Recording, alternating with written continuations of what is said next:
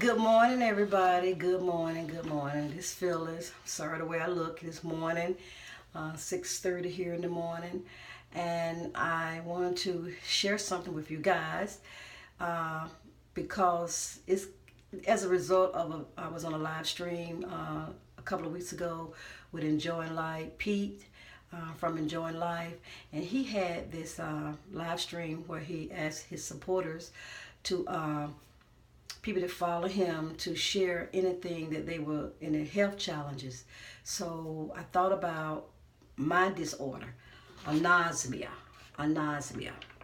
And I'm going to share with you guys what it is and how did I acquire this disorder. So Pete was asking me a lot of questions about it. So I thought, okay, I'm going to share this with some of my new folks, and maybe someone out there that's looking for just acquired this disorder and want to know more about it. So it's not going to be technical. Technical approach is just a human approach and a human spiel, my spiel on how it affect me and how do I live with it. So first of all, I'm just going to tell you a little short definition of it so you can go away with this to understand a little lay term what it's all about. Anosmia, the inability to perceive odor or the lack of function of the olfactory nerve. You can do your research and find out more about the olfactory nerve, what a sense of smell and taste is attached to. It can be caused by trauma. You can be born with it. It can be permanent or temporary.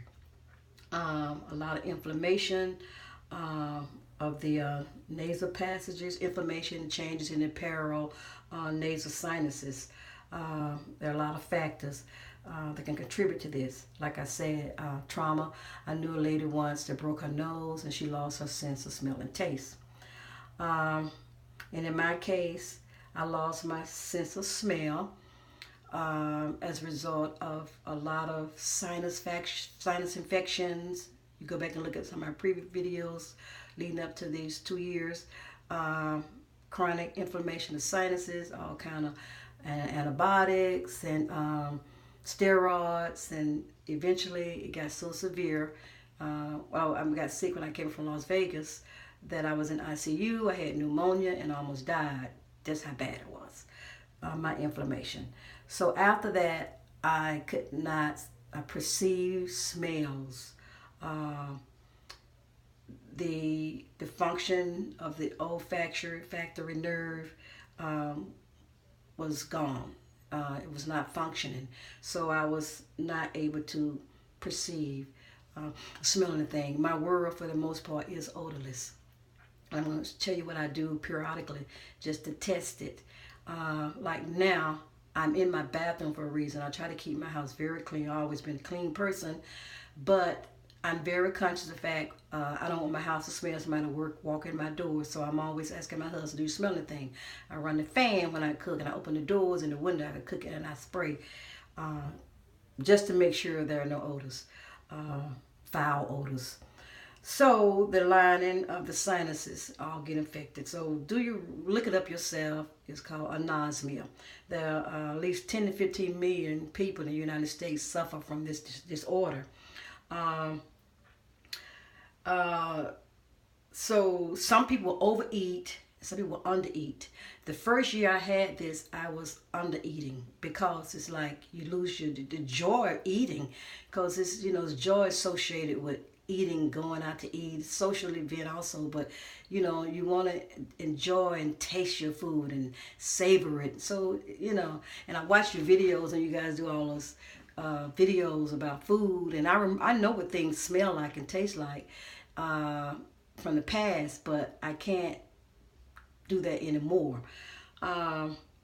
So for example, M&Ms, sometimes you eat M&Ms. That's why you underate the first year because like I said, I didn't care, I didn't lose weight, and I went through a little depression here and there. It was situational depression. Wasn't chemical. It was situational depression. There are different types of depression. Mine was based on my situation, my circumstances. So I didn't want to eat. So I really lost weight. And then I went to the other stage. It's all a mind thing. I started thinking about, oh, I miss this. I want to be able to taste this. So I started overeating. And I was just eating. So I put on at least 15 pounds. I'm not a big person, but I've always been tiny. But I'm overweight for my size. I am 5'3", almost 5'3". I said 5'2", 5'1" and a quarter. So 5'2". And right now I'm at 147 pounds, which is overweight for me. When I had my first child, well, I was 116 and I was 118 with my second son. And when I first got pregnant with my first son, I was 91 pounds. It took me 6 months almost to get 100 pounds. And I remember it very vividly because I remember they gave me a party.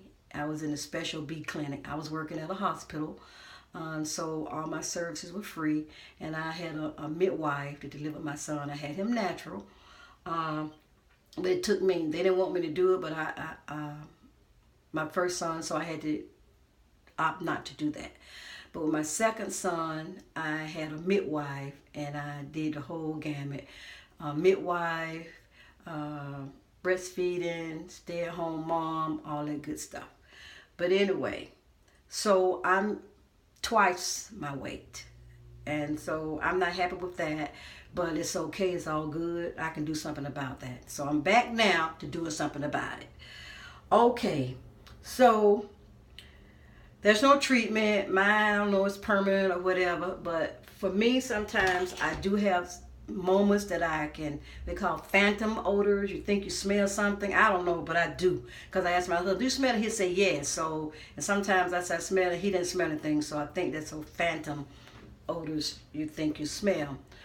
But it's just all in how you approach it and how you look at it. So I'm okay with mine. But for the most part, I have been able to assess things like if I stay hydrated, it's like my sense of taste is a little better. So one good thing has come out of this. I'm aware of now in the past year of what I shouldn't eat and what I should eat and what works best for me. I do know in the morning I hydrate my body every morning with water because the more hydrated you are, it does help a little bit. And then you're talking about, have I tried zinc? Have I tried B12? Have I tried this? I tried everything. I don't know, whatever. But I'm tired of trying to cure this. I'm living with it because there is no cure. And there are some things they do that's quick fixes, but they don't last long. So I'm okay. It's all good. So what you're seeing now is me doing quarterly. I don't weigh myself every month. I don't get depressed about it. If I think about it in passing, I try not to dwell there. I just keep it moving. So I hydrate my body because it does help. That's the only thing I know that works right now. So I drink a lot of water in the morning, especially my lemon, my cucumber, and my lime. I tell you guys, check my video out. It also helps curb your appetite. But what I do, I used to love perfumes. I don't buy perfumes too much anymore. But the last perfume I received was from my son Darius and Christina and Coach perfume, which I'm so practical. I don't think I would buy a Coach anyway, even if I can afford it. I just won't. But they are so sweet to me.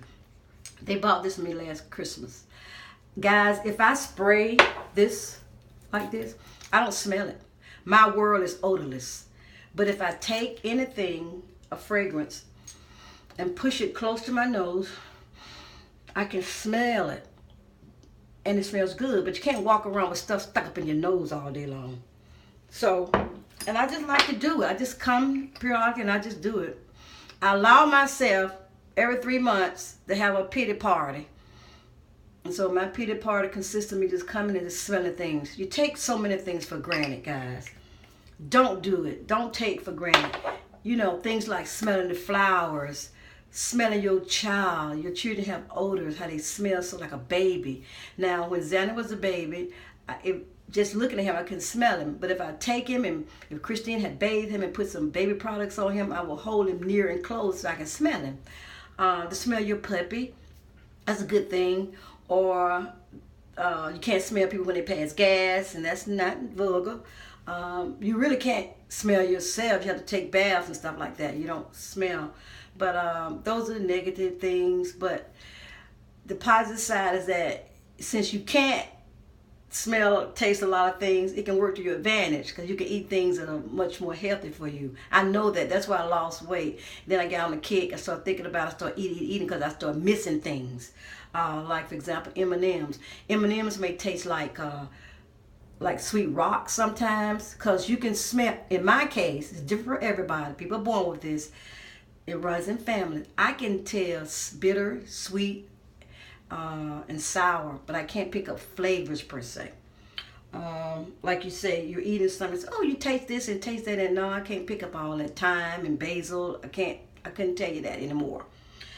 So this is one thing. Like I did when I did that lemon challenge, I was able to do that because the lemons weren't that bitter to me. Every now and then one was bitter, and this is castor oil. I can take this castor oil honestly.